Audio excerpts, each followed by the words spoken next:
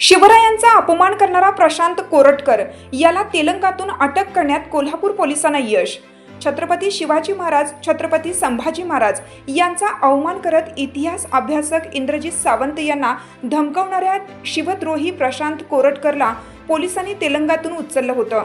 मंगळवारी पोलिसांनी त्याला कोल्हापुरातील जुना राजवाडा पोलीस स्थानकामध्ये हजर केले।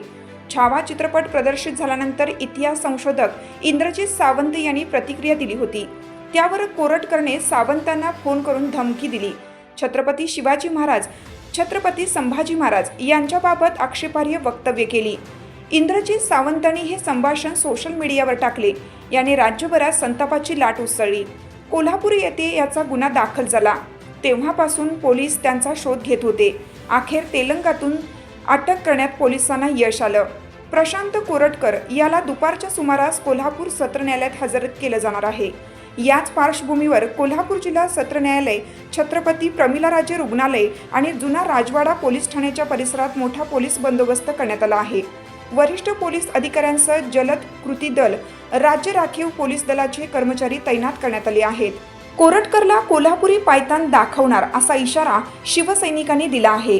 हिरकणी न्यूज करिता विजय शिंदे, उचगाव, कोल्हापूर।